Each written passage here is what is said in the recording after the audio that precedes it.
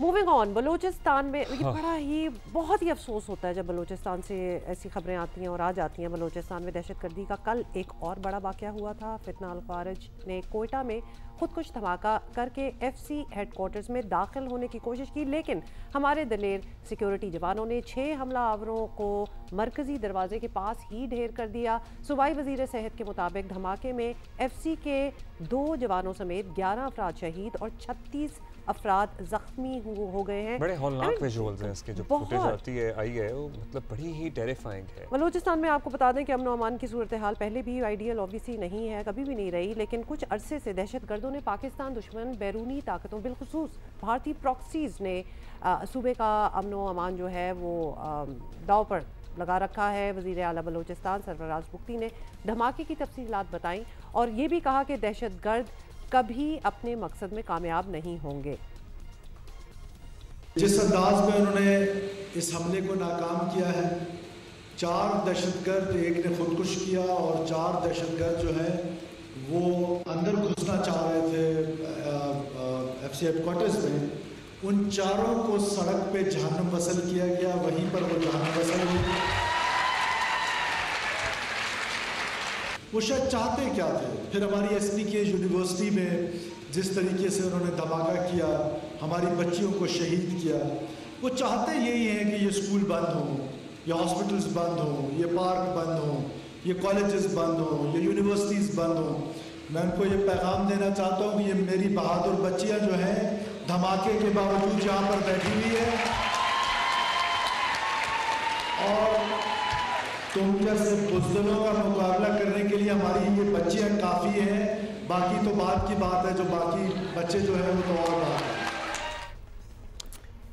कल बलूचिस्तान के ज़िला खुजदार में फितना हिंदुस्तान के खिलाफ सिक्योरिटी फोर्सेस ने ऑपरेशन किया। 7 दहशतगर्द मारे गए, 10 जख्मी हुए हैं। सिक्योरिटी ज़राए के मुताबिक हलाक दहशतगर्दों से IEDs, ट्रांसमीटर्स, अमरीकी साख्ता खुदकार हथियार भी बरामद हुए हैं। ऑपरेशन में ग्राउंड फोर्स सर्विसेज और हेलीकॉप्टर ने भी हिस्सा लिया है और सियासी रहनुमाओं की जानिब से दहशतगर्दों से आईनी हाथों के साथ निपटने की बातें तो होती हैं, लेकिन जाहिर है सूबे का अमन किस हाल में है ये सबके सामने ही है। हालात तो कंट्रोल में नहीं नज़र आते हुए नज़र आ रहे हैं। चलिए लेट्स फाइंड आउट कि एक्चुअली क्या डिटेल्स हैं और हमारे कॉरेस्पॉन्डेंट हमारे साथ हैं सलमान अशरफ। सलमान, कोयटा में ऑब्वियसली उसी की बात हो रही है, बड़ी दहशतगर्द कार्रवाई होने की कोशिश हुई है कल। अब तक क्या पता चला है, क्या टारगेट था हमलावरों का? सूरत हाल कोयटा में होने वाले खुदकुश हमले की बात की जाए तो हमलावरों ने एक खुदकुश हमला किया एफसी हेडक्वार्टर के मेन गेट के पास, जिससे धमाका खेज़ मवाद से जो गाड़ी थी उसे उड़ाया गया और उसमें जो हमलावर था वो उसी के साथ ही जलकर खाकस्तर हो गया। इसी दौरान तकरीबन 5 मुसल्लह अफराद जो हैं उन्होंने एफसी हेडक्वार्टर में दाखिल होने की कोशिश की।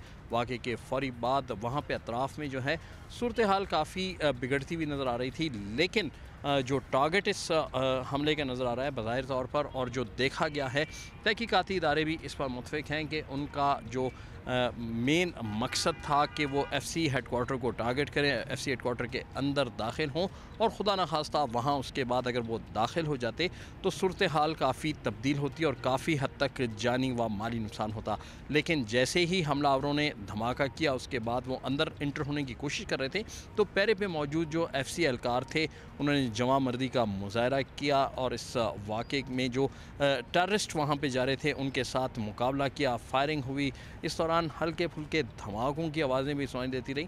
तो उसके बाद उन जो 5 के 5 टेररिस्ट थे जो अंदर इंटर होने की कोशिश कर रहे थे, उन 5 के 5 को हलाक कर दिया। चलिए, अरे नहीं अंदर दाखिल हो सके, बड़ी कामयाबी है सिक्योरिटी फोर्सेस की। सलमान साहब, अब ये अपनी नौयत का पहला वाक़या तो है नहीं, हालिया दिनों में वाक़यात काफ़ी बढ़ रहे हैं, तो क्या हुकूमत, कानून नाफिज करने वाले इदारों की हिकमत अमली में कोई तब्दीली है? क्या प्लानिंग है? कुछ शेयर किया गया सहाफ़ियों से?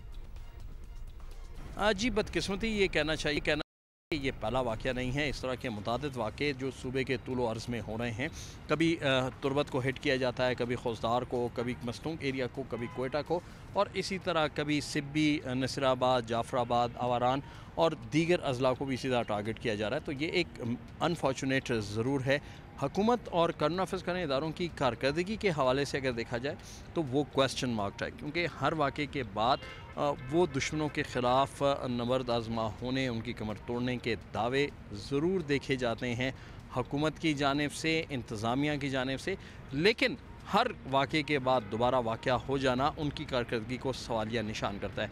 इसमें सबसे अहम पॉइंट ये उठता है कि आया वो इस पर काम नहीं कर रहे या उनकी नाकामी है। तो उसमें देखा जाए तो बहुत से ऐसे वाक़यात ऐसे हैं जिसमें वो दावा करते हैं कि बहुत से टेररिज्म के वाक़यात होने से पहले ही पुलिस और कॉर्नर ऑफिस करने इदारे के जो एहलकार हैं, जो काउंटर टेररिज्म डिपार्टमेंट है, उन्होंने उसे अनअर्थ किया होता है, उसे ख़त्म कर देते हैं। लेकिन हर वाक़या हो जाने के बाद फिर उसकी जो तफ्तीश है उसके हवाले से भी बहुत सी चीज़ें अभी भी जो हैं वो हल तलब हैं। तो इस हवाले से उनकी कारकर्दगी को इतनी बेहतर नज़र नहीं आ रही।